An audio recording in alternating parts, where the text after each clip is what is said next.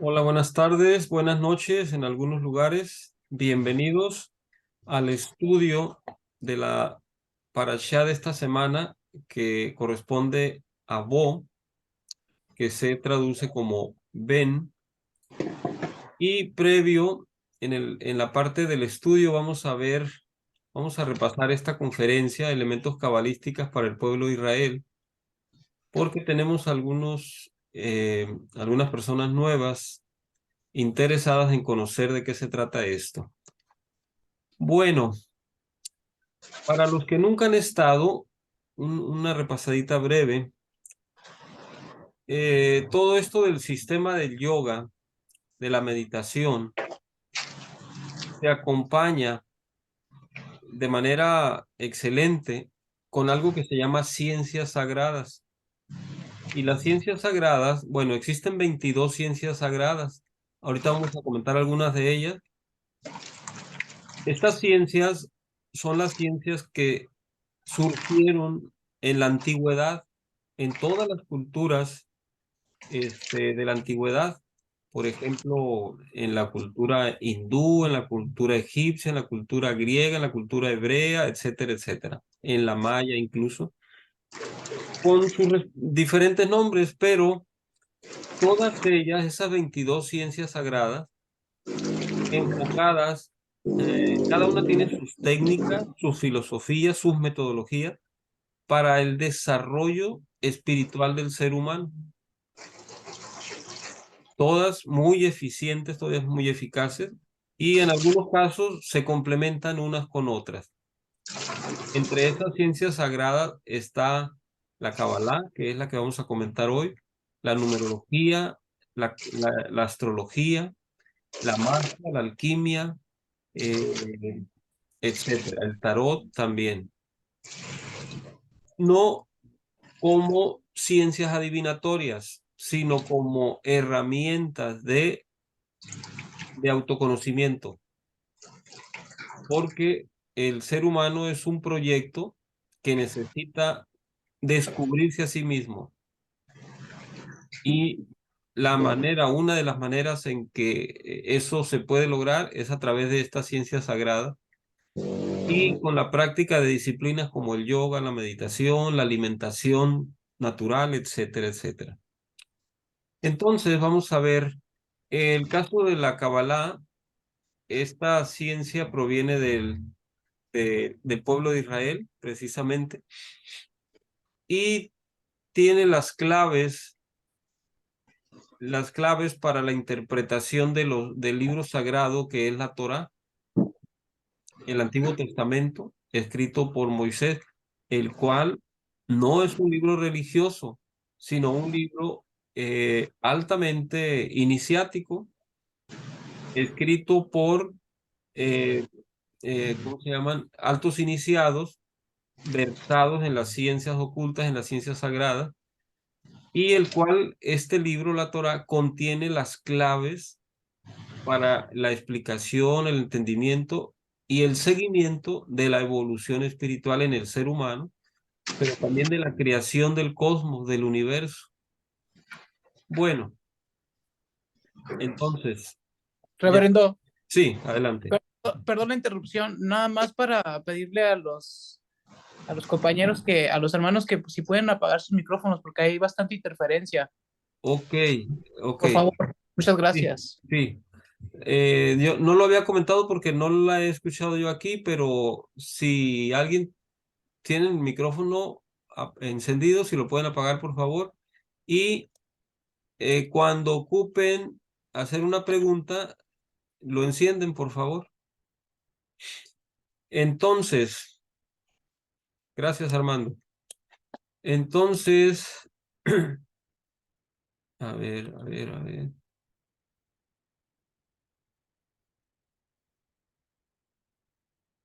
Vamos a ir un poco al grano. Tenemos una pregunta. Les preguntaba yo el miércoles, valga la redundancia, que si alguien se había preguntado por qué el nombre de esa conferencia, por qué elementos cabalísticos para el pueblo de Israel, qué tiene que ver el pueblo de Israel con nosotros si nosotros estamos en México? ¿O por qué para el pueblo de Israel? Entonces, relacionado con eso, están las otras preguntas, que es: ¿quién es el pueblo de Israel? ¿Por qué es el pueblo elegido? ¿Qué relación tiene la trama de la Torá con nuestras vidas? ¿Qué significa recibir la Torá? ¿Y cuáles son las herramientas necesarias? A este conjunto de preguntas se van a ir dando respuestas a lo largo del material. Eh, de cualquier manera, si alguien tiene ansiedad y quiere saberlas antes, puede preguntar. Si no, van a salir en el transcurso. Eh, Les comentaba que la Kabbalah es la ciencia que se encarga, entre otras cosas, de la explicación de la creación del universo, de de la vida del ser humano y de su evolución espiritual. Entonces, la, toda la Torá, vamos a comentar primero qué es la Torá. Aquí está. Torá significa instrucción, enseñanza, doctrina. Es el texto que contiene la ley y el patrimonio de identidad del pueblo judío. Para el judaísmo, la Torá es la ley e involucra la totalidad de la revelación y enseñanza divina otorgada al pueblo de Israel. Los tamales.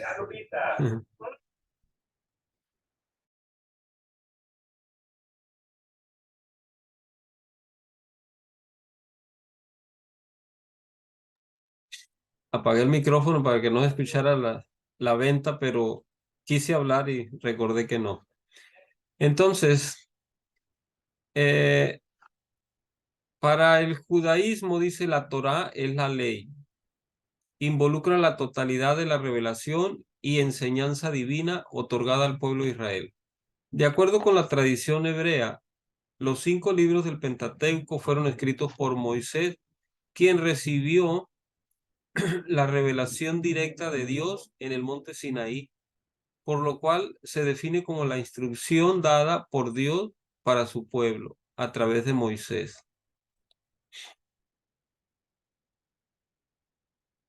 La Torá, el Tanaj, el Nuevo Testamento y todos los textos sagrados en sus orígenes no eran libros religiosos.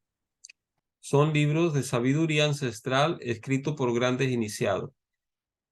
Y todos estos libros están escritos en símbolo, ocultando de alguna manera y a propósito su contenido profundo, su enseñanza profunda. Está oculta para que no se haga mal uso de de ese conocimiento. Y además, porque es un conocimiento sagrado que únicamente las personas que tengan ese estado de pureza van a poder tener acceso a ese conocimiento, al conocimiento más elevado guardado en ellos. Particularmente en la Torá, que es lo que estamos estudiando, hay claves numerológicas, hay claves astrológicas, hay claves cabalísticas, hay claves incluso de tarot, de mucho tipo, que solamente las personas estudiadas van a poder entender a cabalidad su significado. Sin embargo, la Torá tiene 4 niveles de interpretación. Bueno, eso viene más adelantito. Lo voy a dejar para más adelante porque ahorita voy a comentar otra cosa. Estos estudios que estamos desarrollando aquí en este momento nosotros, los sábados de 6 a 8, todos los sábados, se refiere a las porciones de la Torá. La Torá está dividida en porciones semanales a lo largo de todo el año y la Torá es un libro que nosotros, yo, un servidor, lo denomina como mensajes en el tiempo para la humanidad, en el sentido de que son mensajes que ahí están, siempre han estado y ahí van a seguir estando para todos los tiempos y para todas las generaciones. Es atemporal. Por eso le llamo mensajes en el tiempo, porque esto, lo que estamos viendo esta semana, la Torah nos indica qué tipo de energía es la que se está viviendo y qué es lo que ocupa el ser humano hacer y vivir para su eficiente desarrollo y su eficiente crecimiento espiritual. ¿Sí me explico hasta aquí? ¿Todo bien? Muy bien. Sí, Entonces, eh, vamos a ver la siguiente. A ver, no cambia. Aquí está el contenido de la Torá, el Pentateuco o los 5 libros escritos por Moisés. Génesis, Bereshit se traduce en el comienzo, Éxodo o Shemot, que se traduce como nombres, Levítico, Vayikra y Llamó, Números, Bemidbar en el desierto y Deuteronomio, Devarim, palabras, cosas o leyes. Esos son los 5 libros y aquí están sus nombres en hebreo. Vamos a ver más adelantito que una de las herramientas fundamentales para entender eh, los mensajes contenidos en la Torá es el alfabeto hebreo. Y hay razones de fondo por qué es así.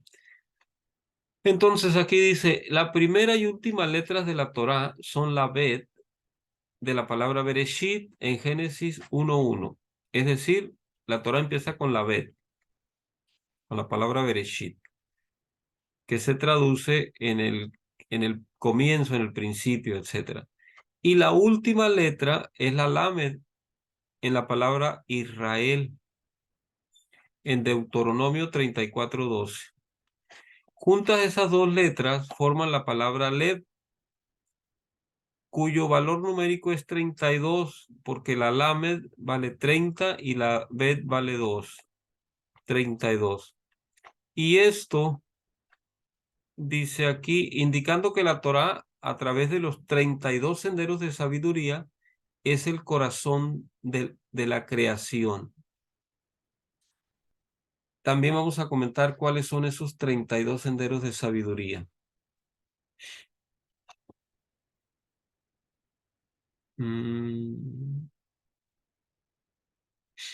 Aquí están, enseguida.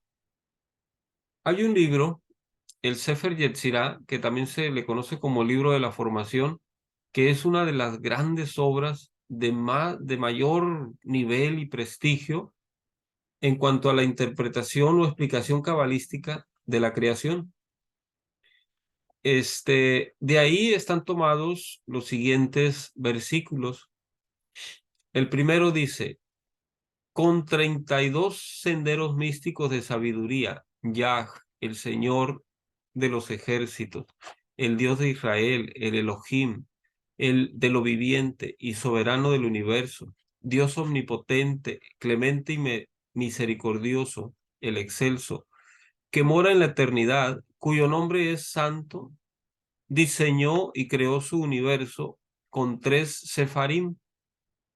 Una es la escritura o sefer, la otra es número o sefar y la otra es palabra en sipur.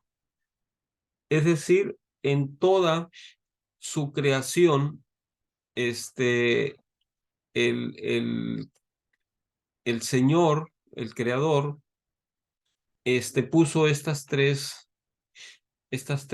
energías, la escritura, el número y la palabra. Luego, hay 10, dice 10 son las inefables sefirot, 22 las letras, el fundamento de todas las cosas, de las cuales 3 son letras madres, 7 son letras dobles y 12 son letras simples. También vamos a ver qué es esto de la Sefirot. Y las 22 letras hace referencia al alfabeto hebreo. De las inefables Sefirot. Bueno, un poquito comento que esto de las Sefirot son esferas y que se perciben como emanaciones de la divinidad en distintos niveles. Es decir, son 10 niveles de emanación de la divinidad y que en cada una de ellas hay toda una dinámica energética, espiritual, divina, y hay también un conjunto de asociaciones, ya sea con ángeles, con arcángeles, con patriarcas, con planetas, etcétera, etcétera. Entonces dice, 10 atributos divinos, 10 fases de manifestación de Dios, 10 emanaciones que reflejan la vida oculta de Dios, 10 etapas de todo proceso creativo. Estas 10 inefables sefirot tienen 10 vastas regiones unidas a ellas. Es decir, cada séfira, cada esfera, tiene conectadas aparte 10 vastas regiones unidas a ellas. Y estas son infinitas en inicio y en fin. Es decir, no tienen inicio y no tienen fin. Infinitas en abismo de bien y de mal. Inmensurables en altura y en profundidad. Infinita hacia el este y hacia el oeste. Hacia el norte y hacia el sur. Y el Señor Dios único, el Rey fiel, rige todo esto desde su santo trono por siempre y para siempre. Me gustaría escuchar algún comentario de los nuevos, a ver qué sensación les da estas afirmaciones, Eh, porque pudiera ser que a lo mejor les esté dando luz, mucha luz, o pudiera ser que se sientan confundidos por tantos infinitos. Si tienen algún comentario, Oscar, ¿cómo ves esto?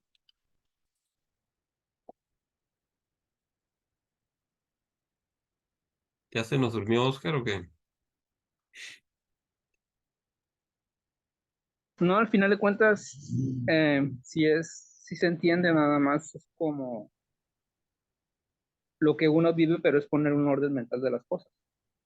Eso es, al final de cuentas, es ponerle estas teorías a lo que vivimos día a día y que vivimos, se Oh, podría decir, ignorancia.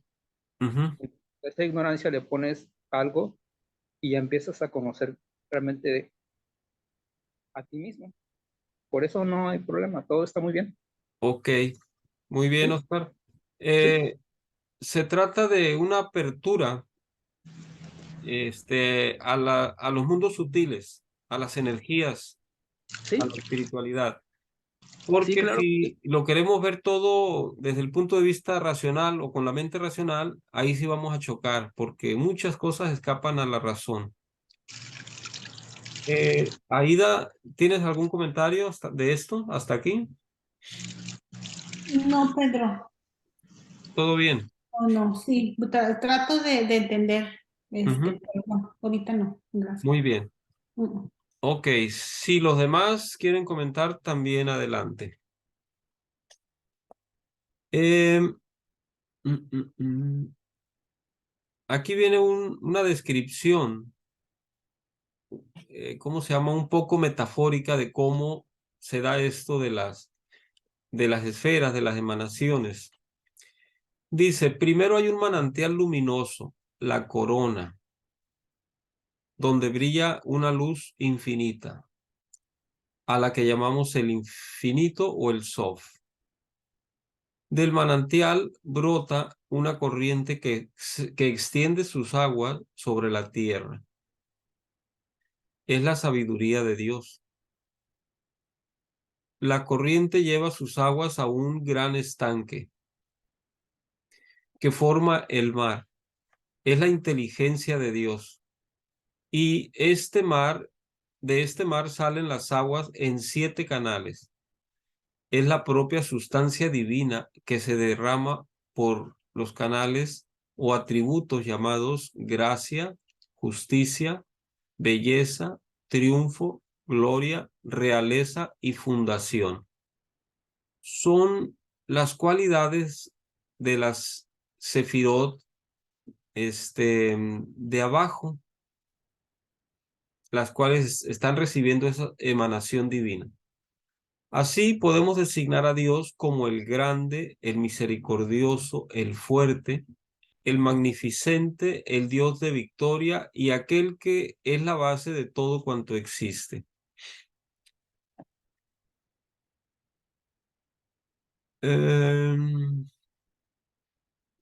Bueno, esta parte, bueno, la voy a comentar. Ya nos habían dicho que de las 22 letras hebreas, que junto con las 10 sefirot forman los 32 senderos de sabiduría que nos comentaron antes, esas 22 letras, hay 3 letras madres, que son la Aleph, la Mem y la Shin, y que están relacionadas directamente con los elementos primarios, que son el aire, el agua y el fuego. La tierra todavía fue posterior. Ellas corresponden a la bandeja del mérito, a la bandeja del demérito y a la balanza de la ley que pone en equilibrio entre ellas. Hay 7 letras dobles. Esas 7 letras están en relación directa con todos los septenarios del universo. Los 7 días de la semana, los 7 chakras, los 7 colores del arco iris, 7 cuerpos que tenemos nosotros, 7 niveles de los universos, etcétera, etcétera. Y estas letras dobles son la Bet, la Gimel, Dalet, Kaf, Pei, Resh, Tav, que corresponden a la vida, la paz, la sabiduría, la riqueza, la posteridad, el favor y la dominación. Están vinculadas con esas virtudes, con esas cualidades. Y hay 12 letras simples. Esas 12 letras simples están directamente relacionadas con los signos zodiacales o con las tribus de Israel. Estas letras son la Hei, la Vav, Sayin, Het, Tet, Yud, Lamed, Nun, Sameh, Ayin, Sade y Kuf. Corresponden a la vista, el oído, el olfato, la palabra, la nutrición, la cohabitación, la acción, la marcha, la ira, la risa, el pensamiento y el sueño. Bueno, luego vamos a ver en otros estudios. Se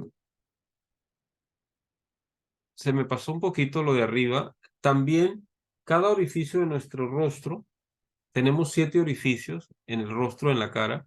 Cada uno de ellos está vinculado con una de estas letras dobles. Bueno, vamos a ver una de las primeras herramientas para este conocimiento que buscamos entender los mensajes, la sabiduría en la Torá. Una de las primeras herramientas es el árbol de la vida. Este árbol de la vida en Kabbalah es un arquetipo que encierra un gran poder espiritual para el pueblo de Israel. Árbol, que se escribe Etz, bueno, se pronuncia Etz en hebreo, se usa en diversos pasajes de las Sagradas Escrituras. Para los judíos, el árbol de la vida son los mundos del alma y los secretos de la creación. El Génesis refleja que el árbol de la vida fue plantado por Dios en el centro del jardín del Edén, conjuntamente con el árbol del conocimiento del bien y del mal. En Génesis 2, 16, 17 a 17, dice, puedes comer de cualquier árbol menos de aquel del conocimiento del bien y del mal. Si no, morirás. Esto le dice Yahvé o Hashem a Adán y Eva, los cuales hasta ese momento eran seres que no morían, tenían vida eterna. Bueno, dice, entonces al inicio, Adán y Eva tenían disponible el árbol de la vida para comer de su fruto y así vivir para siempre en el paraíso. Pero por su desobediencia, el plan original de Dios se alteró. De esta manera, en la Torá se aprecia que desde el inicio de los tiempos, el árbol de la vida de la Kabbalah era una bendición para la humanidad, ya que representaba la vida eterna en el paraíso. Es decir, desde esos tiempos de la antigüedad, de las, pues de la escritura de estos libros sagrados y de la mensajes y enseñanza de Dios, de Hashem, ya estaba esta herramienta del árbol de la vida. Vamos a ver. En Génesis 3:22 dice, dijo Yahvé Dios, he aquí el hombre es como uno de nosotros, sabiendo el bien y el mal. Ahora pues, porque no alargue su mano y tome también el árbol de la vida y coma y viva para siempre. En 3:23 de Génesis dice, sacólo Yahvé del huerto del Edén, a Adán y Eva, para que labrase la tierra de que fue tomado.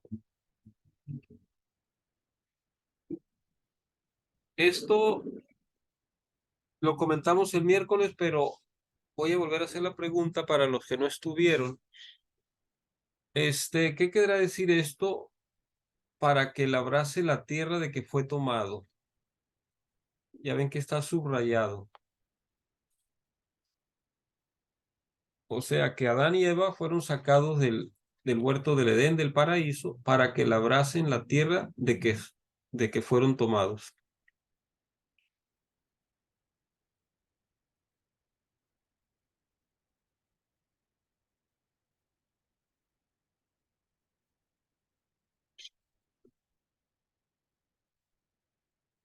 A ver, de uno nada más. Hay que ver un poco con el trabajo sobre uno mismo. Exactamente, a eso se refiere. De que después de esa desobediencia, de haber probado los frutos del árbol del bien y del mal, los seres humanos, de ahí en adelante, vamos a tener que hacer nuestro propio trabajo para poder, lograr ese desarrollo interno o ese desarrollo espiritual. Es decir, antes era otorgado por la divinidad, pero ahora lo tenemos que hacer nosotros. Entonces, por eso dice aquí, para que labrase la tierra de que fue tomada. Antes de que se me pase, por si hay alguna ligera duda, sobre todo para los nuevos, les quiero comentar que esto no es un estudio religioso de la Torá o de la Biblia, sino es un estudio espiritual, que hay mucha diferencia de por medio y además es hecho en base a las herramientas, a las herramientas contempladas para su interpretación, para su significado. Hashem o Yahvé hizo la creación, dio estas enseñanzas, pero su propósito es que el hombre descubra su contenido, Entonces, nada más como aclaración, no vaya a ser que pueda haber alguna confusión. Esto no es religioso. Lo religioso es dogmático, es fanático, es muchas otros rasgos que aquí nosotros no buscamos. Aquí se busca la sabiduría, el entendimiento, que la persona piense por sí misma, que tenga libertad, etcétera, etcétera. Y que reconozca al creador y su proceso de evolución para identificarse con él. Entonces dice abajo, el árbol de la vida da respuesta a los enigmas de nuestra existencia. Hay pasajes en la Torá que comparan a las personas y a ella misma con un árbol. En Deuteronomio 20:19 dice, una persona es como el árbol de un campo. Y en Proverbios 3:18 dice, la Torá es un árbol de vida para quienes se aferran a ella. El árbol de la vida une al hombre con Dios desde sus raíces en la tierra, donde se encuentra el hombre, hasta su copa que toca el cielo, donde se encuentra Dios. La fuente de luz universal creadora. Sus dimensiones o sefirot, su estructura y su dinámica nos ayudan a comprender el origen de la creación y el funcionamiento del universo. Bueno, yo creo que la vamos a tener que dividir en partes porque tenemos que ver el otro estudio también y es muy importante. De hecho, ese estudio no se debe pasar, es el estudio semanal. Si hay preguntas hasta aquí, inquietudes, porque miren, lo que pasa es que lo que sigue es amplio. Les voy a adelantar estas imágenes. Y si lo empiezo, nos va a llevar algo de tiempo. Entonces, mi propuesta es que mejor lo veamos la siguiente, porque hay mucho que comentar ahí. Porque ya estamos a una hora, casi a una hora del estudio. Entonces, si tienen preguntas, aportaciones, Francisco, Hilda, que estuvieron el miércoles, algo que quieran comentar. Bueno, pues yo también pues, sigo aprendiendo. Y dentro de lo que mencionabas acerca de las herramientas que se tienen, ¿no? Y mencionas 22 herramientas. Ajá. Entre ellas está la numerología, el tarot, la astrología, yoga. ¿Cuáles otras serían? Bueno, la misma cábala, ¿no? También. Sí, la cábala, claro. Hay varias, a ver si no sé si las voy a recordar todas, pero les decía, aparte, mire, voy a empezar otra vez. Está la Perdón, astrología, no la tiene que ver con, numerología. no tiene que ver, perdón, no Sí, tienen que ver con los caminos del árbol, sí, está los directamente 22. relacionada. Por eso son 22, porque cada una de ellas está identificada también con una letra del alfabeto hebreo. Sí, está entonces la astrología, la numerología, la cabalá, la magia, la alquimia, el tarot, el yoga, se llama, bueno, bueno, se las voy a deber, por ahí les mando un mensaje en el grupo para que tengan la lista de las 22. Pero sí, están vinculadas con los senderos del árbol y con las letras del alfabeto hebraico. Esas 22 herramientas las podemos usar o nada más es las que podamos?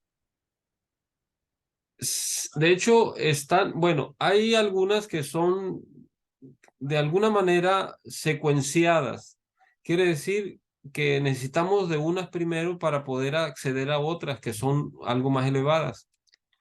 Pero están en cierta forma, sobre todo en esta era del Acuario, abiertas a la que el ser humano, con la que nos identifiquemos más. Por ejemplo, de estas que conocemos, habrá quienes se identifiquen más con la astrología, muy, muy excelente el contenido de la astrología, todo su gran contenido, 108 ramas. Hay astrología teosófica, astrología esotérica, etcétera, etcétera. Hay quienes se identifiquen más con la Kabbalah, otros con la numerología, otros con la magia, con la alquimia, etcétera, etcétera. Pero en cierta manera están abiertas a que nosotros las descubramos, las aprendamos adecuadamente, correctamente, y pues que sea con aquella que más nos identificamos. Puede ser incluso más de una. Algunas se complementan bastante bien. ¿Cuál es la diferencia entre alquimia y magia? Ok, ¿alguien de los que están aquí puede contestar la pregunta? ¿Me puede ayudar?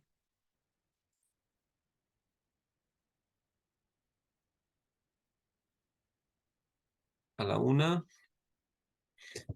a las dos, bueno, y a las tres. La magia es el manejo de las energías.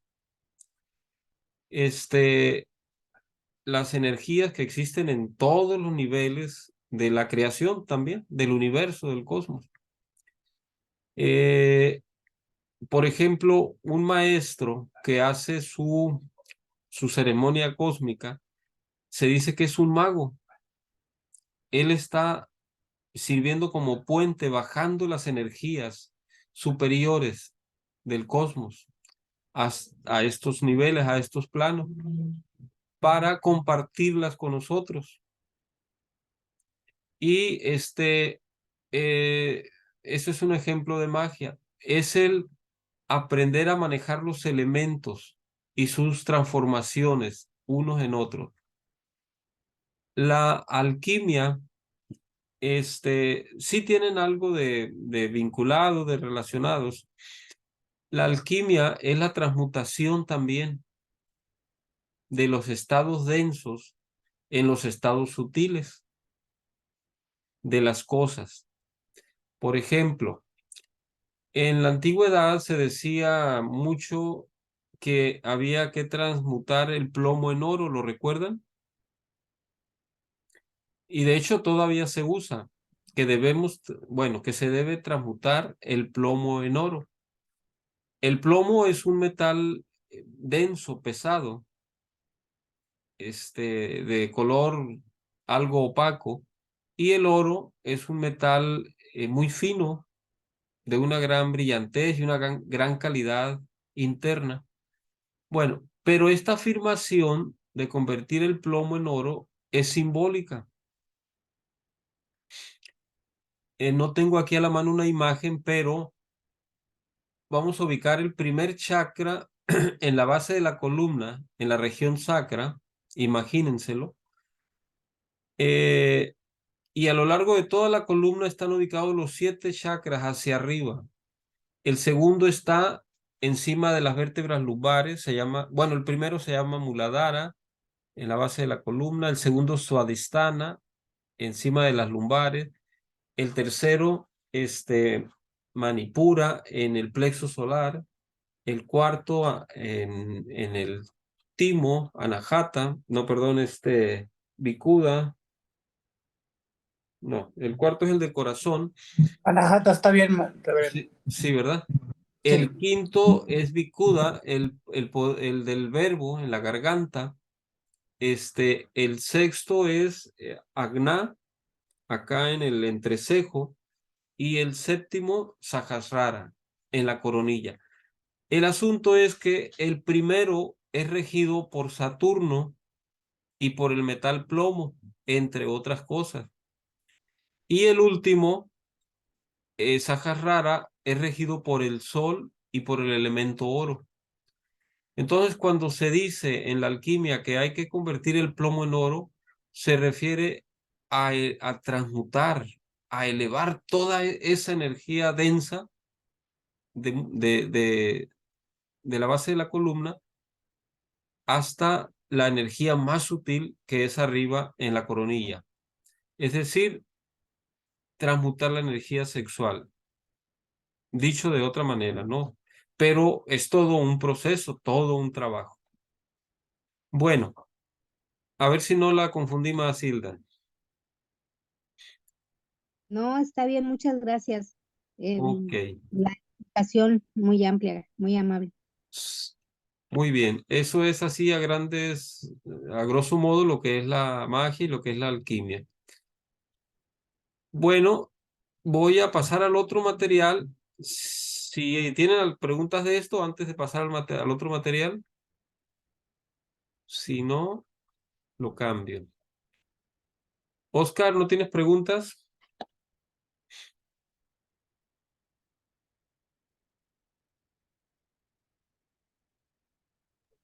No, todo está bien, gracias. Ok. Entonces, miren, el siguiente material es el estudio de la porción. Les comentaba ahorita que semanalmente estudiamos una porción de la Torá y esa porción está dividida a propósito, intencionalmente, de acuerdo a la energía que se está viviendo en este momento. Y lo vivimos nosotros, a pesar de que la Torá fue escrita hace miles de años, casi 5.000 años, 5.000 o más. Pero es que esos sucesos, esa energía está por siempre en el cosmos, por siempre en el universo. Entonces, si nosotros logramos descifrar, entender algo de lo que nos dice la porción, vamos a agarrar muchas claves para cómo debe ser nuestro desarrollo en estos momentos. Algo que no vimos, vamos a ver la siguiente semana, en el estudio anterior, es que la Torá tiene 4 niveles de interpretación. De hecho, algunos manejan que hasta 7 niveles, pero lo más manejable es 4 niveles. El primero es un nivel literal, así tal cual nos dicen las letras. Y tiene algún contenido, algún significado. Pero la Torá está escrita de tal modo que hay más significados, más elevados, más profundos. Un siguiente nivel de interpretación es el simbólico, o sea, atendiendo los símbolos que entran en cada versículo, en cada capítulo, en cada porción. Alegórico, haciendo alegorías a otras circunstancias, a otras cosas. Un nivel filosófico y un nivel oculto. Oculto, que solamente se da, digamos que de labio a oído, de sabios, de maestros a discípulos. Y siempre y cuando el discípulo esté listo, si no, no. Esté preparado. Un minutito, aquí hay alguien queriendo entrar. Entonces, lo que vamos a ver enseguida es eso. Vamos a comentar algunos de los versículos de esta porción y vamos a tratar de hacer un estudio más allá de lo literal. Déjenme darle la bienvenida. Ana, bienvenida. Gracias. Buenas Muchas tardes. gracias y muchas disculpas por unirme con 1 hora de retraso, pero No, no pude antes. no hay cuidado, Ana. Bienvenida. Gracias. Felicidades nuevamente, Felicidades. Ana. Muchas gracias. Ok. Entonces, estamos, Ana, ya vimos un estudio acerca de elementos cabalísticos. Prácticamente hablamos del árbol sefirótico, pero en una manera, como introductoria todavía. Vamos a continuarlo la siguiente semana. Y ahorita vamos a entrar ya a lo que es el estudio de la porción. Eh, tenemos algunos invitados nuevos, Ana, que estuvieron bueno, algunos estuvieron en la conferencia del miércoles y otros que no pudieron estar, están invitados hoy. Esta nueva invitada, Aida Ríos, es de McAllen, Texas, y Oscar, de aquí de Culiacán. Ana está en Canadá, ¿es Toronto, Ana, o dónde es? Es Ontario y la Ontario. ciudad es Ottawa. Ok, ok. Donde está haciendo calor ahorita, ¿verdad? No, Ok. bien, bueno, qué gusto que Aida y Oscar están con nosotros. Qué Ujú. bueno. Bienvenidos, ¿eh? Sí, aquí están.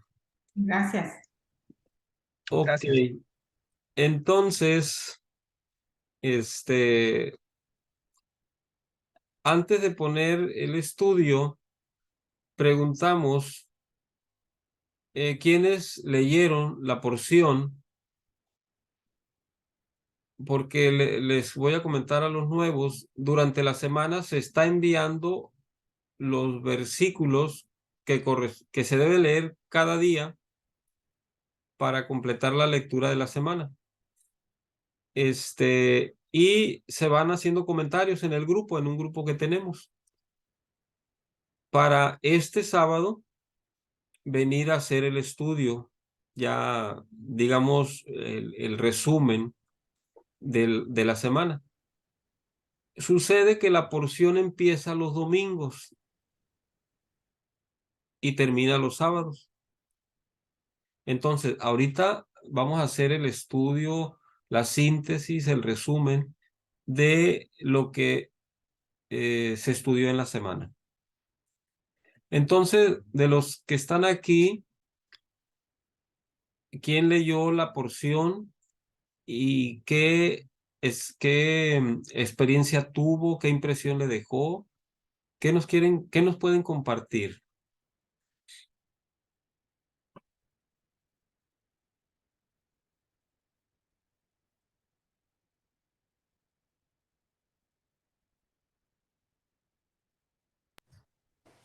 Pues en lo personal, Bo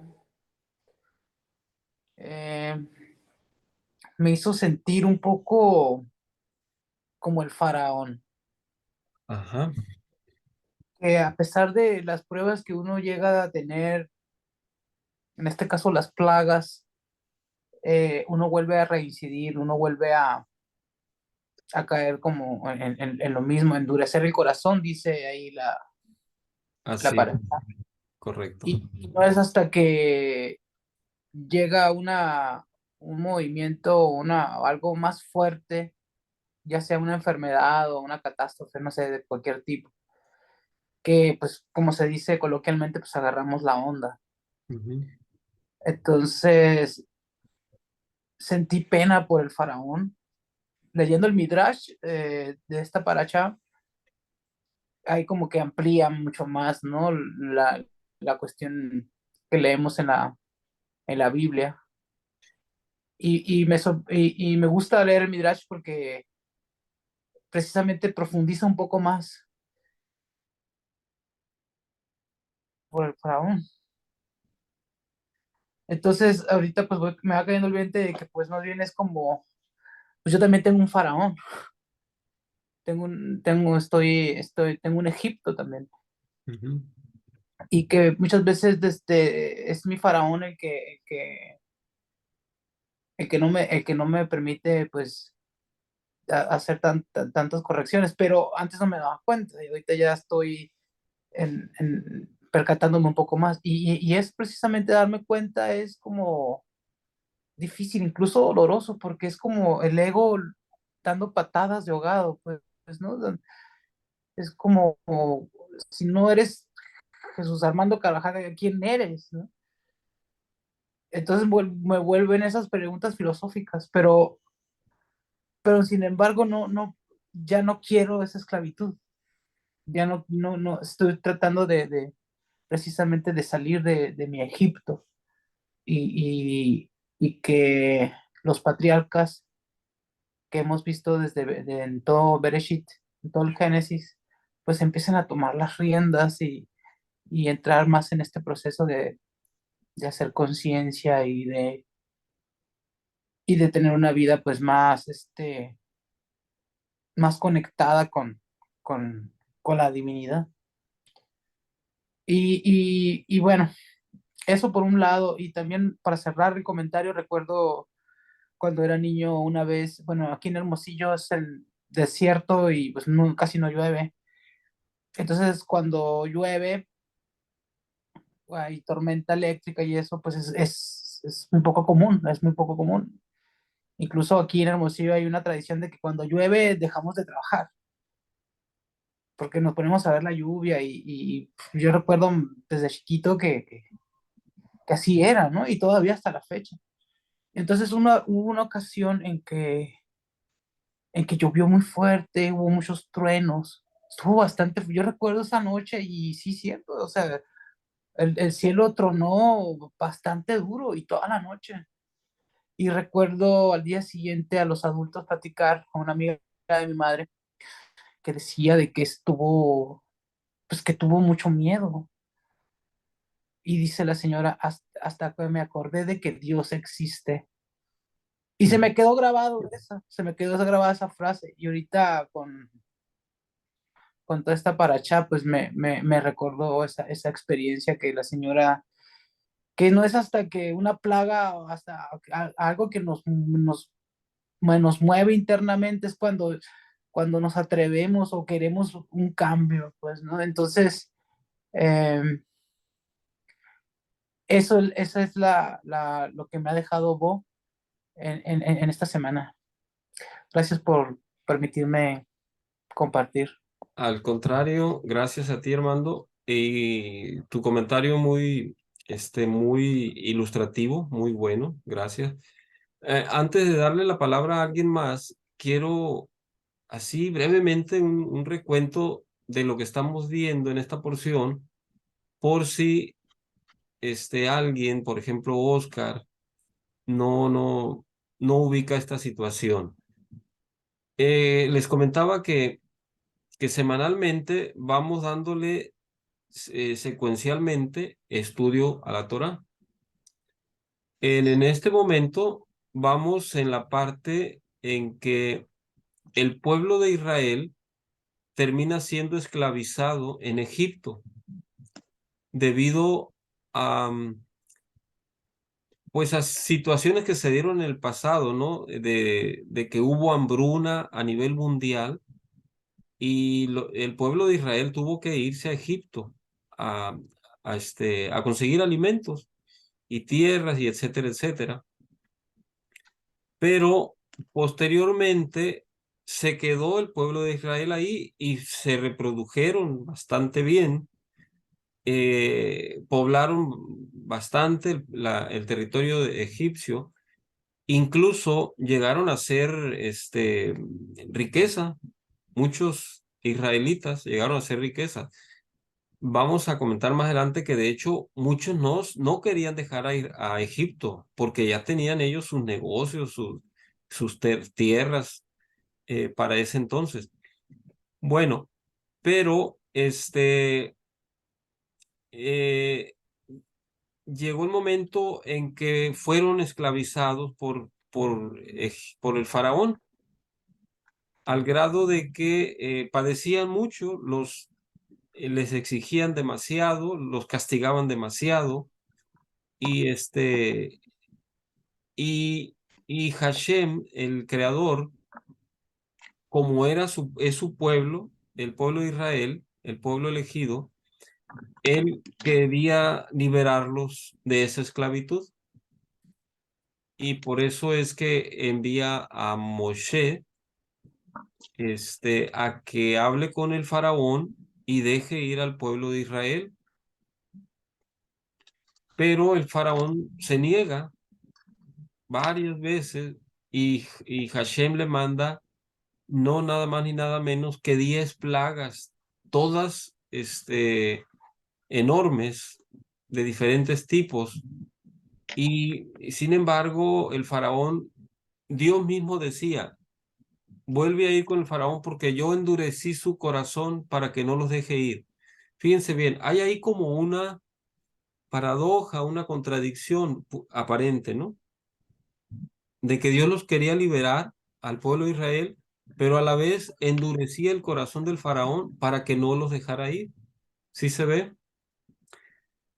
Entonces, y el faraón se negaba y le mandaba una prueba, una plaga enorme. Hubo pruebas de sangre en el río, en la tierra, pruebas de ranas, de langostas, etcétera, y devastaban la agricultura, los animales, las viviendas, todo.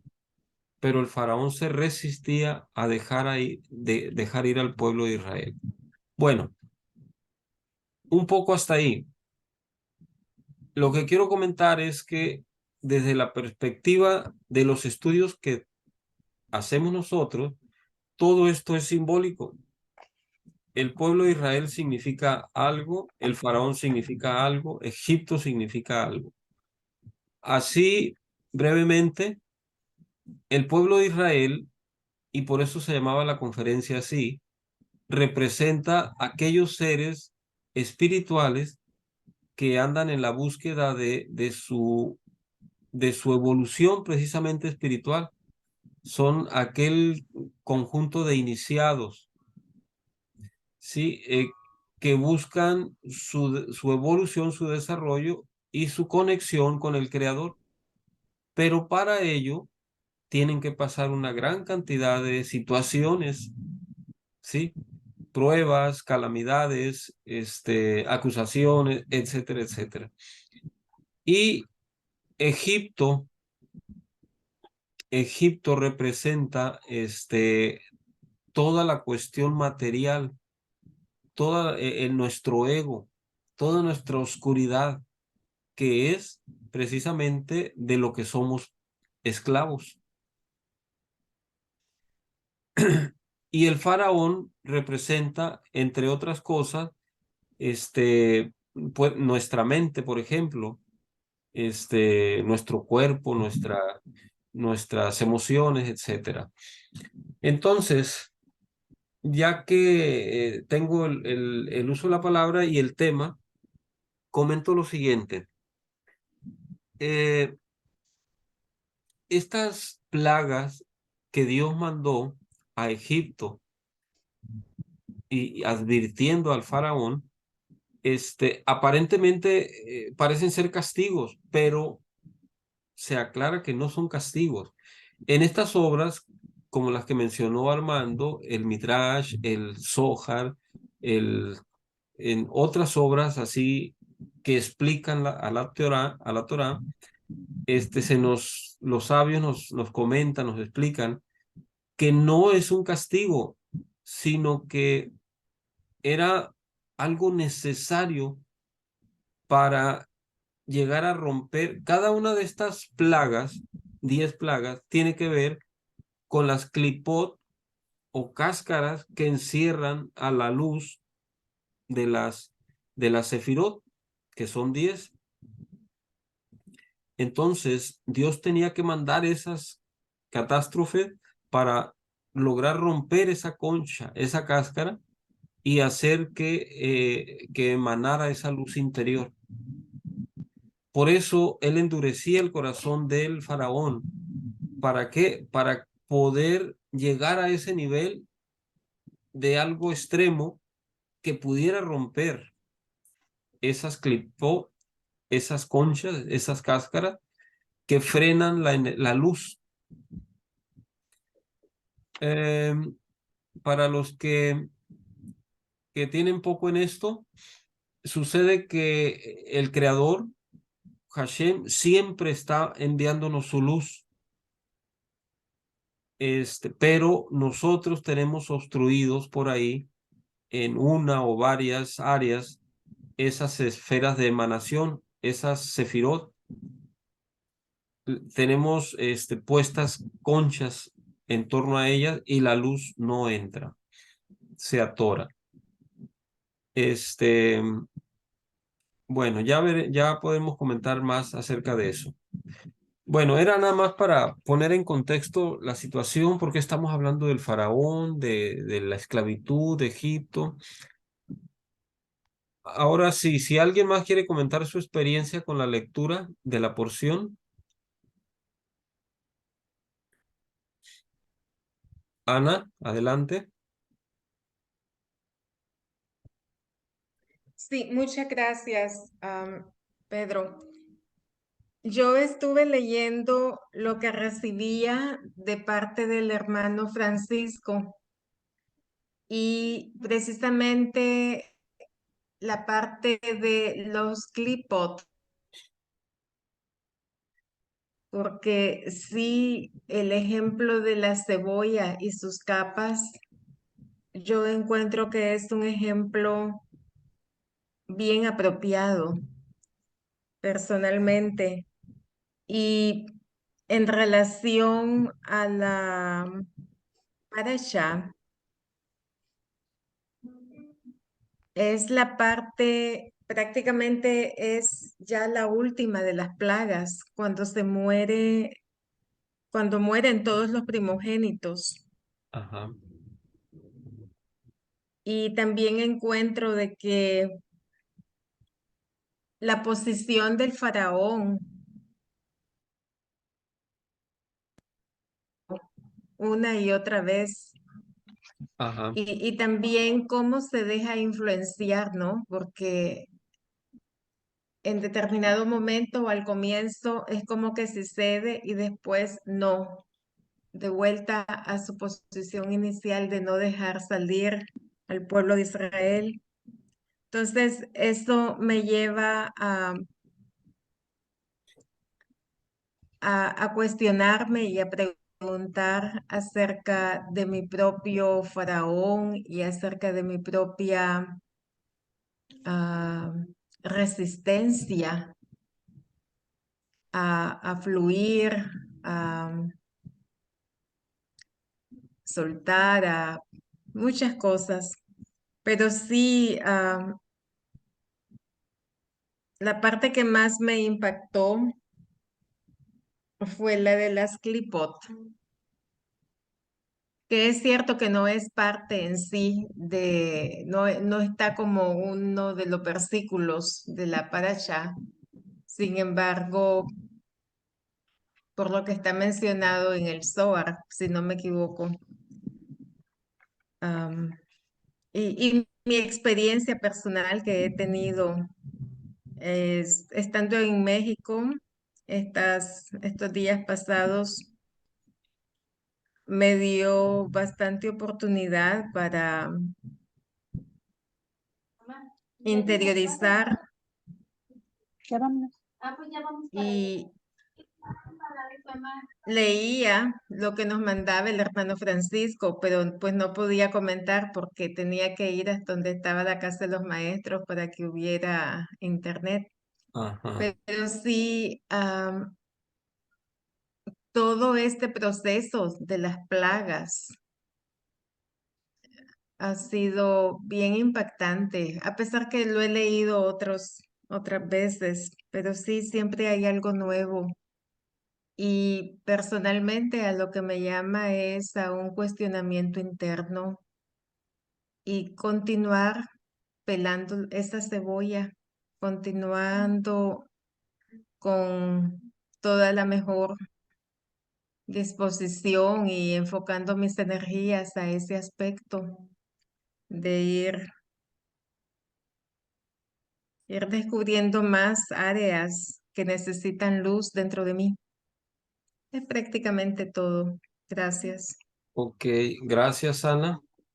Efectivamente, todos tenemos un faraón en nuestro interior, todos tenemos un Egipto, todos tenemos un Moshe también, un Moisés, y ciertamente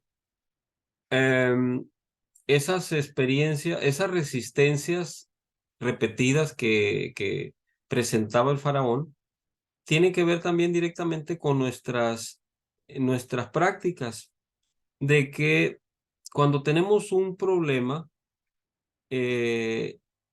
y mostramos arrepentimiento porque nos sentimos, digamos que asustados o algo por el estilo,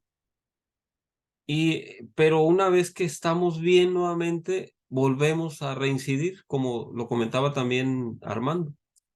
Y es un patrón que repetimos hasta que nos suceden cosas pues fuertes, extremas, es cuando se da esto de la liberación o el rompimiento de la esclavitud. Bueno, voy a poner el material para analizarlo. ¿Dónde está? Acá está.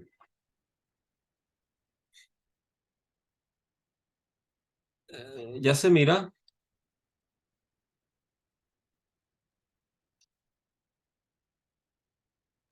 Ahora sí. Ok. Entonces,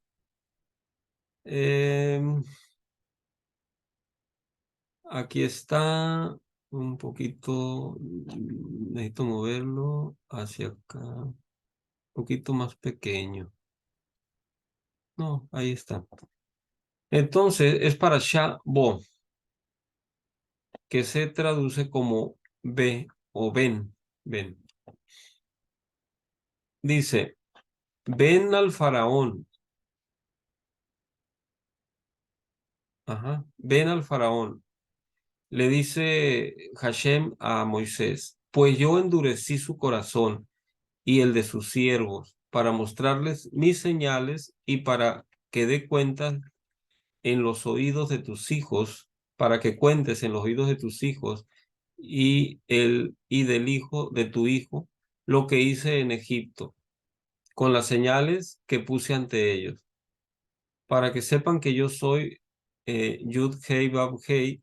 Y se presentaron Moisés y Aarón ante el faraón y le dijeron, así dijo Yud Hei Bab Hei, Dios de los hebreos, ¿hasta cuándo te negarás a someterte a mí, ante mí?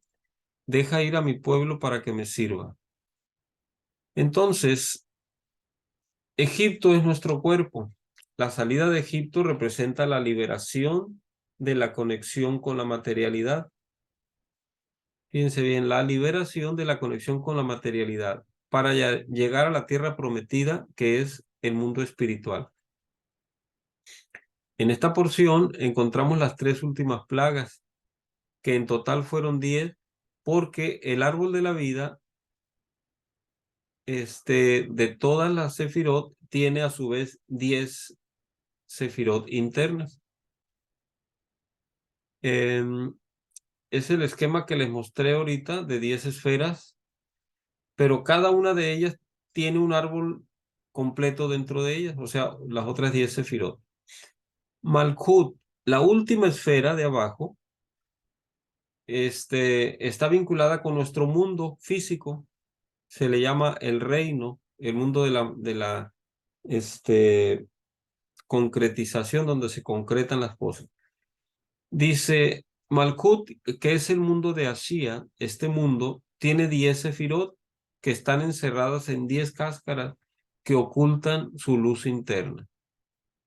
Las plagas son las adversidades que experimentamos para que maduremos nuestras emociones y nuestro intelecto, porque para que soltemos a ese ego que tanto amamos. El gran Baal Hu Shulam explica que tenemos una voz interna que trata de convencernos que Egipto no existe o que no estamos tan mal, aunque estemos cometiendo errores o haciendo faltas.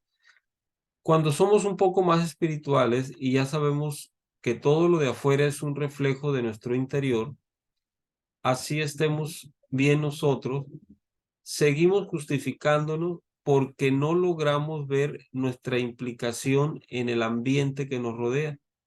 Y entonces aparece la voz interna que nos dice, bueno, lo que está afuera debe ser una pequeña parte de mi reflejo, pero no totalmente. No todo depende de mí. Esta es una voz interna que nos justifica o que busca justificarnos. Sin embargo, sí, todo depende de nosotros. Si la mesa está llena, si leemos la muerte de una persona o una persona asesinada, etcétera, eso es parte de nosotros. Todo lo que vemos, todo lo que nos rodea es parte de nuestra creación. Miren, todas las experiencias que tenemos nosotros, con las que nos vamos encontrando, depende directamente de nuestra dinámica interna, de cómo andemos, de cómo estemos procesando nuestro interior. Obviamente, por ejemplo, si andamos, no sé, tristes, deprimidos o alterados, esa energía va a atraer a personas o circunstancias que tienen esa misma energía. Pero si andamos serenos, ecuánimes, con paz interior, con dicha, eso es lo que vamos a traer y ese va a ser nuestro exterior. Entonces dice Moisés, no, somos como el faraón, tenemos nuestro corazón endurecido cuando no podemos sentir empatía por los demás, cuando no nos duele las personas que mueren. Moisés, a diferencia del faraón, sentía todo el dolor del pueblo, toda la desolación interna de toda esa gente, y por eso sacrificó su vida y su estatus para sacarnos a todos de Egipto. Esa pareja que te impide evolucionar, ese problema con los hijos que no te permite concentrarte para dedicarte a tu trabajo espiritual, la traición de tu mejor amigo, las dificultades en tu trabajo, todo, absolutamente todo, es un recurso utilizado por tu Egipto para dificultarte el camino, para mantenerte esclavo. En Kabbalah se maneja un término que se le llama oponente. Este oponente es algo, es una energía que siempre va a estar buscando la manera de que no evolucionemos, de que no hagamos caso a las cosas elevadas. Y se manifiesta de muchas maneras. Pero tenemos que tener la capacidad, el discernimiento de distinguir que es algo que nos quiere obstruir y entonces ir más allá de ello. Es decir, superar, vencer esa resistencia. Entonces dice, no debemos creer que el caos que vemos es nuestro solo en un pequeño porcentaje. Es todo nuestro. Y cuando la conciencia está lista para salir de Egipto, algo mágico te extrae del escenario en donde vives, el que has creado, y todo cambia de una. Pero si por el contrario negamos nuestra negatividad, seremos siempre esclavos de ella. Y aquí viene una frase que ya hemos comentado en otras ocasiones de Jung, que dice que lo que niegas te somete y lo que aceptas te libera. En esta porción se completa la revelación del árbol de la vida cósmico en nuestro mundo a través de las 10 plagas. Y fue esto lo que permitió la salida de Egipto y la consecuente revelación de la Torá. Bueno, estas plagas no eran para castigar a nadie, sino para romper las cáscaras que obstruían la luz con las que se construyó este mundo. El karma o tikkun es eso, una cáscara que tiene una luz oculta. Cuando se entiende esto en profundidad, se acaba con el caos que esa situación produce en tu vida, aminorando el sufrimiento. Los hebreos estaban en Egipto viviendo y experimentando también las plagas, pero no sufrían porque sabían que lo que estaba pasando era para su bien, para su liberación. Y esa conciencia les permitió ponerse por encima de toda esa realidad. Ok. Lo mismo pasa en nuestras vidas.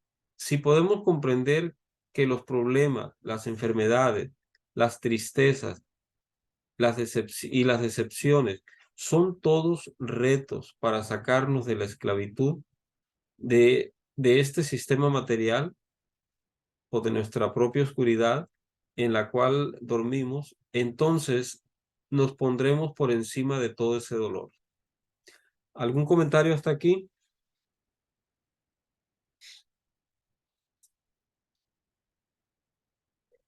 ¿Todo bien? El árbol de la vida es un circuito cósmico por medio del cual recibimos energía. No importa si lo creemos o no, y más allá del dogma de la religión o de la práctica espiritual que tengamos, lo mismo sucede. El árbol de la vida es como un tomacorriente y un enchufe. Para que ambas partes se conecten es necesario una mano que hará la acción de introducir el enchufe en el tomacorriente. Así es nuestra vida.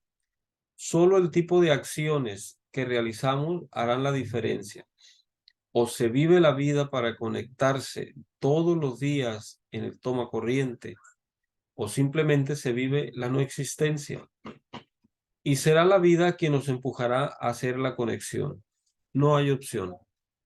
Es decir, si nosotros retrasamos este proceso de conexión con lo superior, tarde o temprano la vida misma nos va a forzar a que lo hagamos.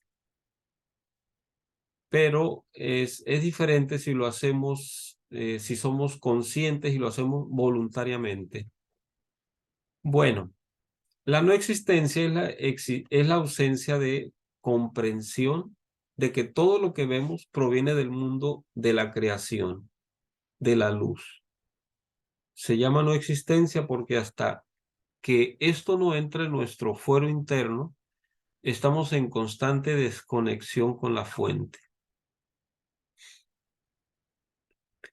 Mucho tiempo nosotros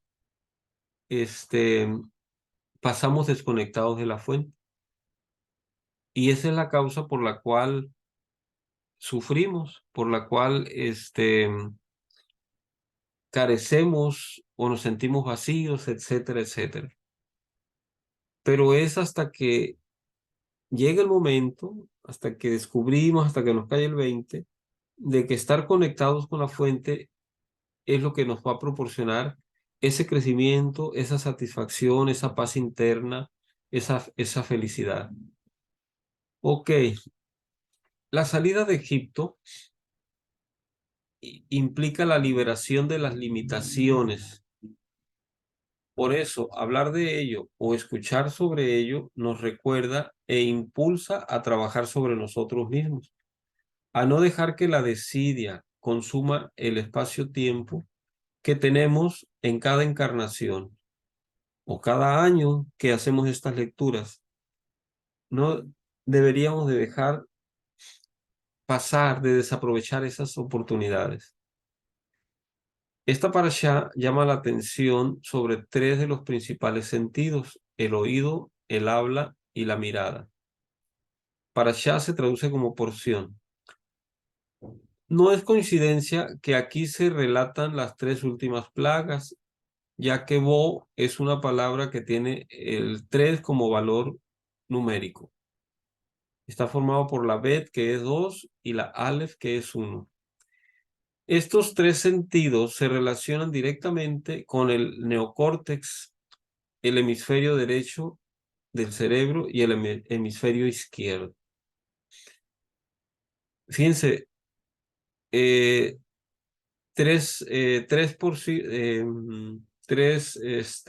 plagas y tres sentidos y con tres partes fisiológicas de nuestro cerebro. El neocórtex, el hemisferio derecho y el hemisferio izquierdo. Las primeras 7 plagas rompen las clipot del mundo emocional y las últimas 3 las del mundo intelectual. La transmisión es un medio de aprendizaje porque según la neurociencia, guardar información para exponerla más tarde genera recuerdos. Por lo tanto, al contar la historia de la salida de Egipto, estamos sembrando el recuerdo de la liberación, que es la materia prima necesaria para romper las limitaciones. El neocórtex o neocorteza se considera el área cerebral responsable de la capacidad del razonamiento y de la conciencia, permitiendo el pensamiento lógico y la conciencia. Se trata del área del cerebro que permite todas las funciones mentales superiores, por ejemplo, creatividad, imaginación, lucidez, etcétera, etcétera. Y las funciones ejecutivas, especialmente localizadas en el lóbulo frontal. El neocórtex dirige el libre albedrío. Según la neurociencia, en la medida que aprendemos, estamos reinicializando las redes neuronales del neocórtex. A esto lo llamamos neuroplasticidad, que es la función que nos permite cambiar las ideas, comportamientos o creencias instaladas allí. Esta es la razón por la cual el estudio de la Torá no se detiene nunca y es una herramienta tan valiosa para nuestra transformación. ¿Algún comentario?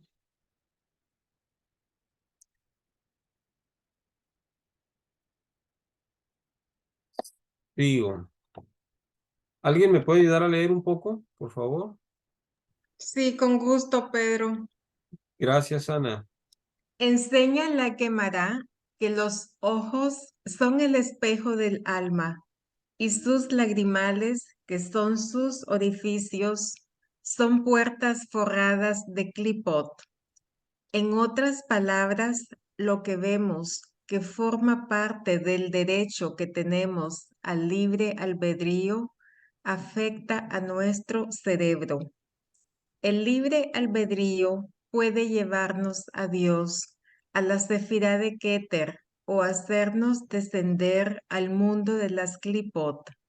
Dice la Gemara que si el Yeser Hará quiere hacer caer a alguien, la parte que más le interesa son los ojos. Eso está codificado en Bereshit. Dice la Torá que Eva vio el árbol que era bueno a sus ojos. Ella tomó y comió el fruto prohibido.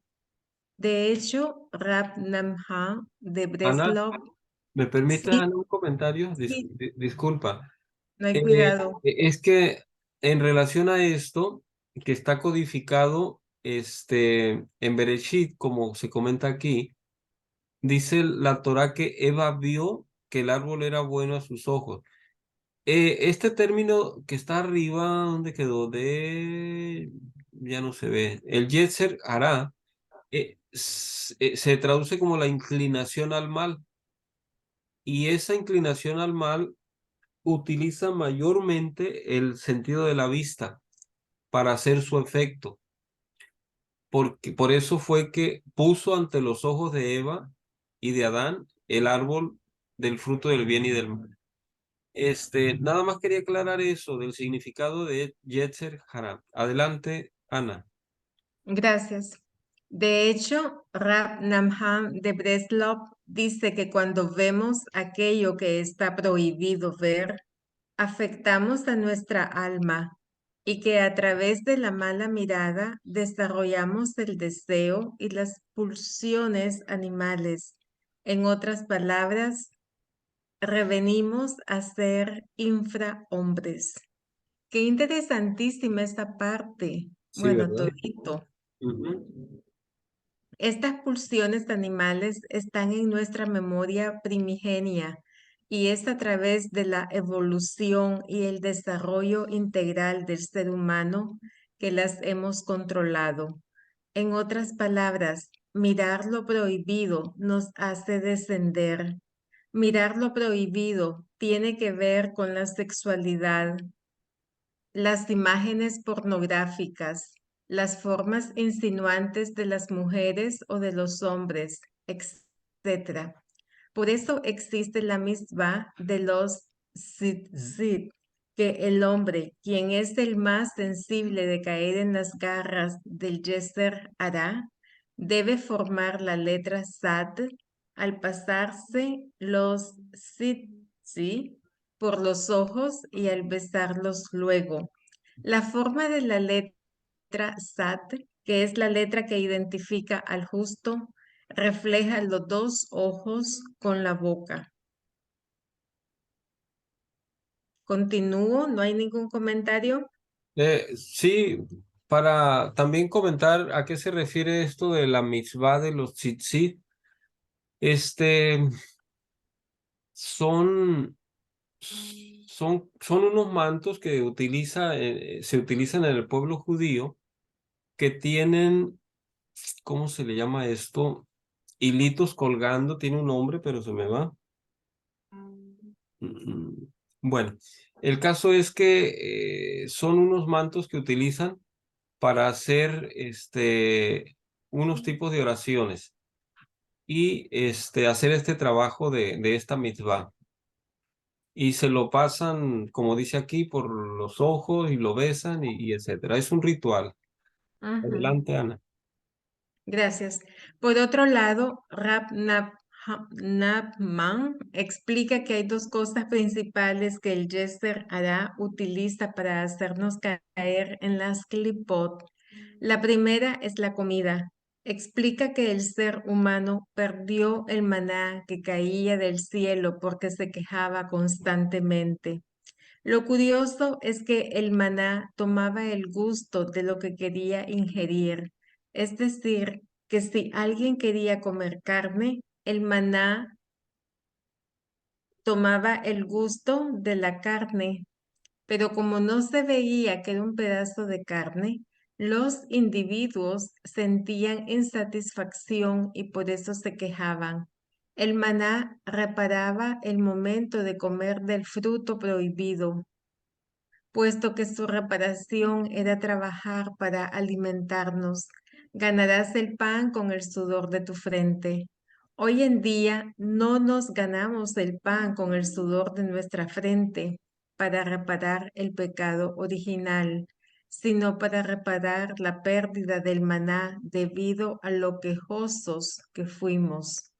Esto es metafórico y se trata de la falta de gratitud por lo que tenemos, la ceguera por no ver las bendiciones que nos llegan cada día. La falta de gratitud es la negación a recibir la luz y por eso si tenemos algo que no valorizamos, lo perdemos y luego hay que trabajar duro para volverlo a tener. La segunda es el dinero, porque ciega al individuo. Traemos un programa de vida y si el hombre no vigila sus ojos, el dinero nos desvía del objetivo primario de nuestro programa de vida. Esta es la razón de la carencia de dinero del gran porcentaje de la población. El no tener dinero nos obliga a crecer y evolucionar para poder merecerlo. Ok. ¿Quieres que te ayudamos, Ana? Puedo continuar, gracias. Ok. Los sabios dicen que los ojos son las ventanas del alma y cuando los ensuciamos es toda el alma que se impurifica. A pesar de que todo el mundo emocional se refleja en los ojos de una persona, en ellos podemos descifrar si una persona es piadosa, si está siendo sincera o no, si es cruel, etc. El individuo no puede ver nada de esto en el otro, ni ser objetivo si tiene los ojos llenos de clipot. ¿Algún comentario, no? ¿Continúo? Sí, ¿alguien quiere comentar algo de esto? Si no, adelante, Ana. Otro tema de esta parashá son las 3 últimas plagas.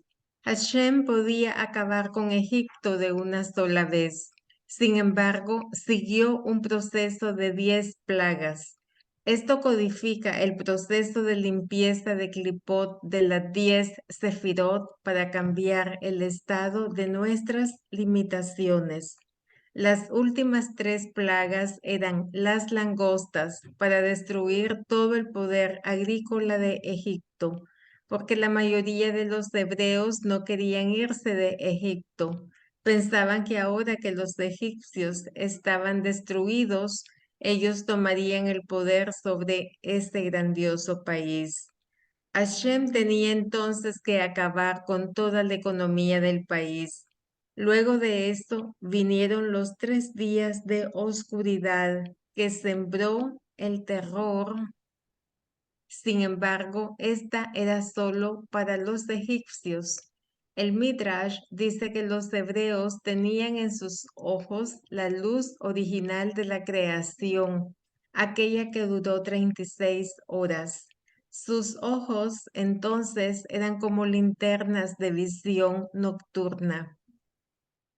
El Midrash dice, la primera vez que Adán experimentó la caída de la noche, se sintió abrumado por el terror, pues el mundo que estaba recién creado duró 36 horas de día.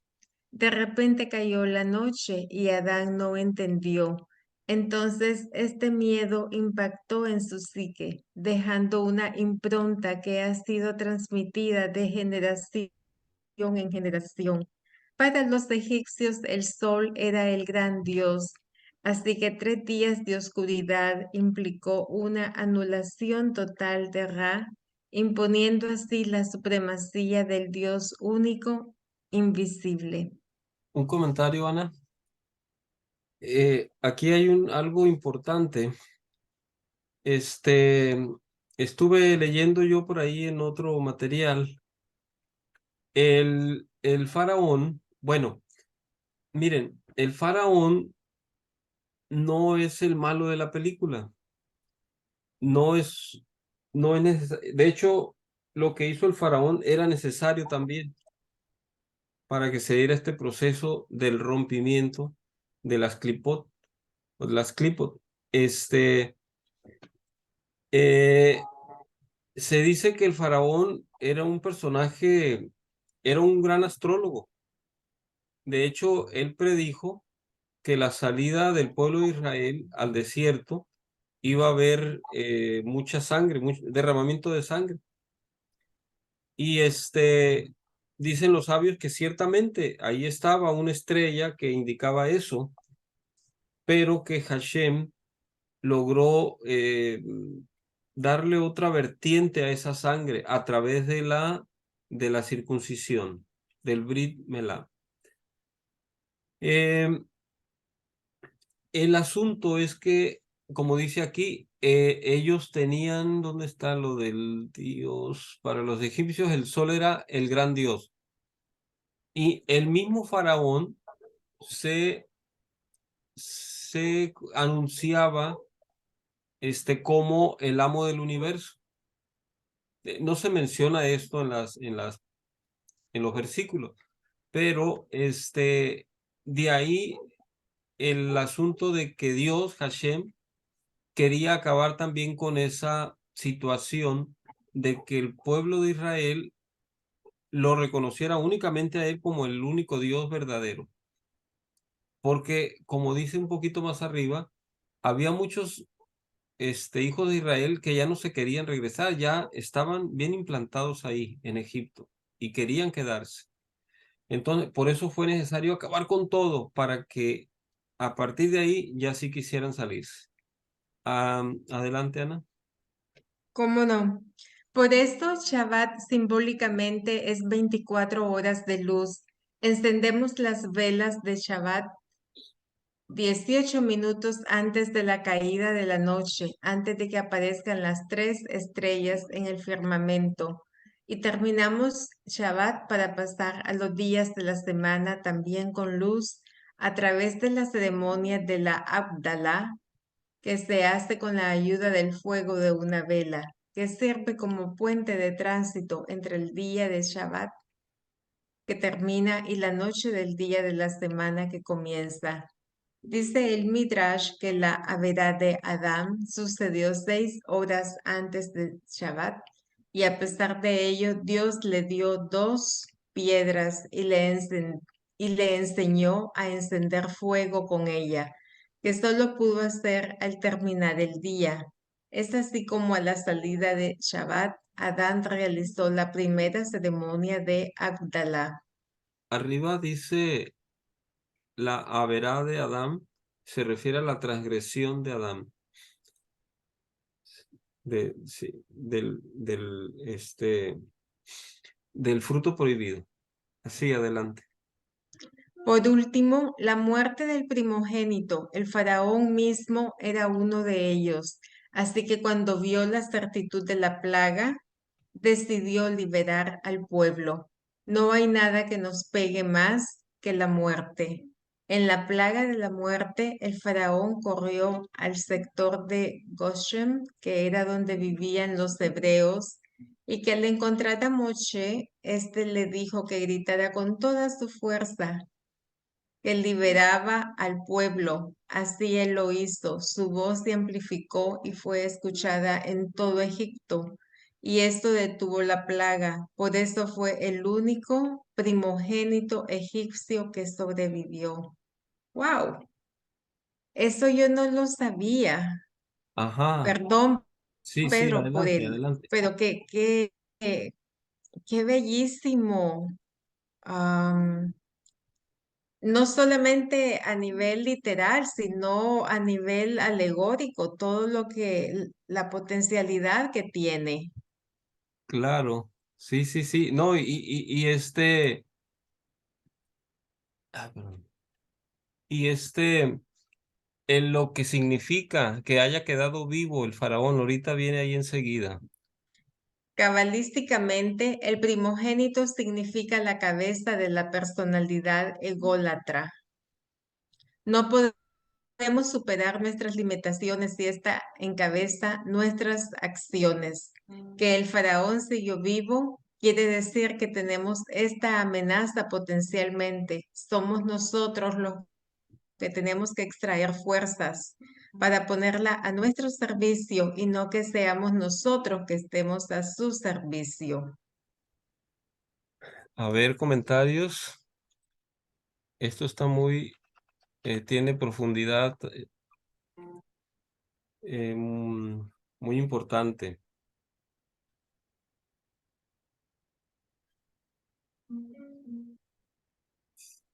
Esta última dice que el faraón siguió vivo, quiere decir que tenemos esta amenaza potencialmente. O sea, a pesar de que finalmente cedió, no le quedó de otra al faraón en la liberación del pueblo de Israel, pero quedó vivo. Y entonces, significando que potencialmente ahí está la situación todavía. Ujú. No se deshicieron completamente del faraón. Bueno, los demás comentarios. Me perdí ahí en la parte esta de primogénito, o sea, por último, la muerte del primogénito, o sea, ¿qué debo entender por el primogénito, perdón? Bueno, literalmente sí, sí lo ubicas, ¿verdad? ¿Qué es el primogénito? No, no, tampoco, reverendo. Ok. El primogénito es el primer descendiente de cada familia en este caso. Pero era no únicamente de los humanos, era también de animales, de los animales. Con los primogénitos de todos acabó la plaga esta. Bueno, estaba acabando. Pero incluso acabó con el hijo del faraón, que fue lo que hizo que el faraón doblara ya las manos. Y él mismo iba a morir porque él también era primogénito, que fue cuando salió entonces, se dirigió a donde estaban habitando el pueblo de Israel, a Goshen, y encontró a Moisés, y Moisés ya le dijo lo que hiciera. Al momento de declarar el faraón en voz alta, fue cuando se cortó la plaga esta de la muerte del primogénito, porque si no también él iba a morir. Por aquí dice, ¿dónde está? Por eso fue el único primogénito egipcio que sobrevivió. O sea, fue ya lo que lo hizo finalmente, pero Dios ya lo había dicho. Le había dicho a Moisés, aquí, ahora sí, el faraón los va a dejar ir. Y así fue.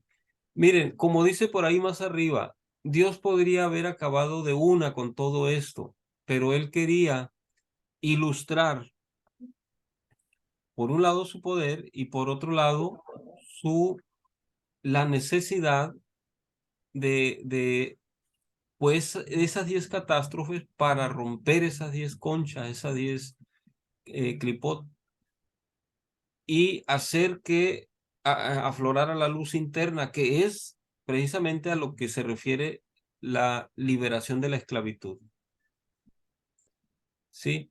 La salida del pueblo de Egipto es una manera de relatarlo históricamente, pero ya metafóricamente se refiere a la liberación de nuestra luz interior, que solamente se dio o se va a dar cuando rompamos esas conchas, esas clipot que obstruyen la luz en las 10 sefirot.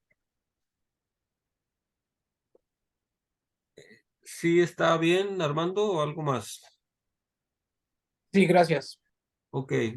¿Quién más? Hasta aquí llega el material y estamos terminando bien a la pura hora, pero tenemos tiempo para algunos 2 comentarios más.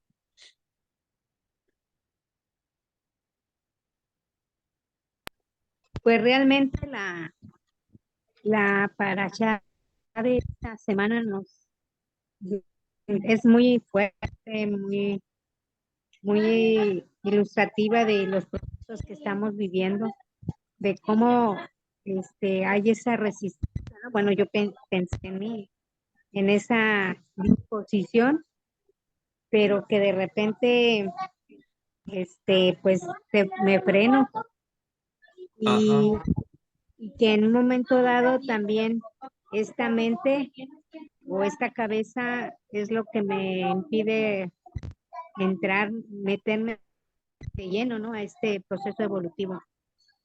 claro. Sí, sí, sí. De hecho, les comentaba, estos estudios de la porción nos muestran la energía que está presente en cada semana, en este caso, en esta semana. Y en este caso habla de la liberación del pueblo judío de su esclavitud, es decir, de esa liberación de nuestra esencia interna, que la vamos a lograr hasta que hagamos contacto con nuestro Moisés interior y sigamos las reglas, las indicaciones del creador, de Hashem. Pero el proceso lo tenemos que hacer nosotros, cada uno de nosotros. ¿Alguien más?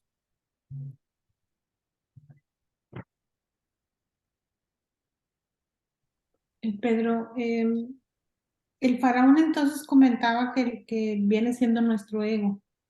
Sí, sí, nuestro Entonces, ego.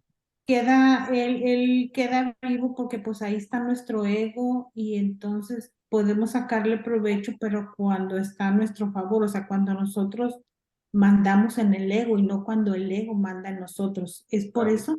Así es, así es. Nosotros somos, a nosotros nos tiene esclavizados nuestro ego y nuestros pensamientos. Sí,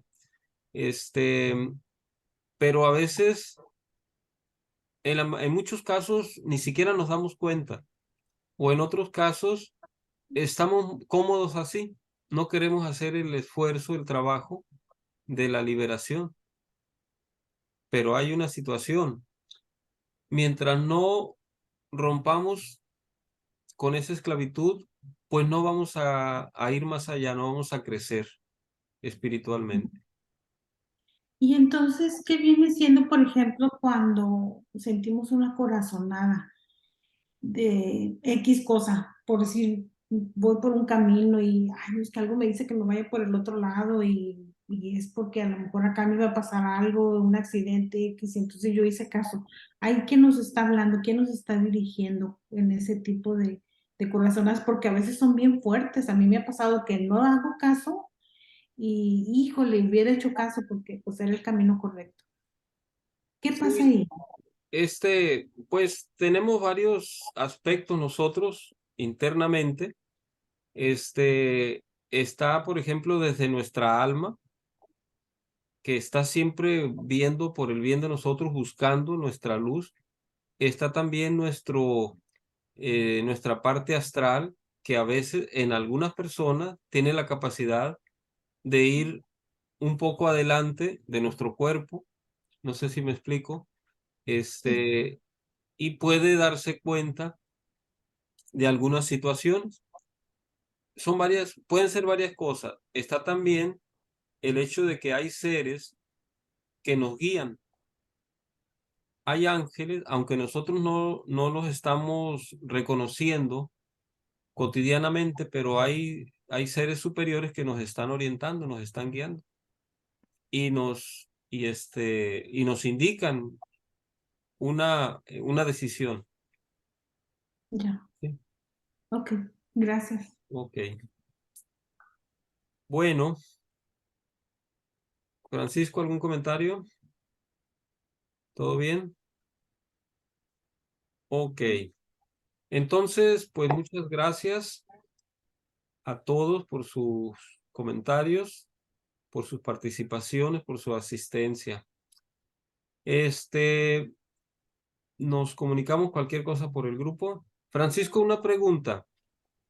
No nos enviaste los últimos días, ¿verdad? De las lecturas. No, es lo que me estaba dando cuenta ahorita, los empecé a buscar y no. Tengo unos 3 pendientes por ahí que se los voy a mandar De un hecho, poquito más al rato, ya, porque ya mañana empieza otra para echar. sí, sí. Me preocupé un poco por ti porque dije, ah, caray, le pasaría algo porque no ha dado señales de humo, no ha enviado señales de humo.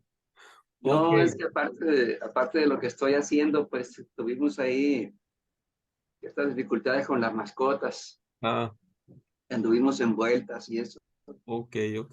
me quitó tiempo. Está bien. De hecho, yo ya los leí porque tengo acá la Biblia escrita, pero si lo puedes mandar hoy, antes de que empiece el otro también. Claro, sí. Ok, bueno, pues muchas gracias a todos. Entonces, que tengan buen fin de semana. Nos vemos. Bye, muchas gracias. Buenas Gracias a noches. todos. Gracias a todos. Gracias a Buenas noches. todos. Buenas noches.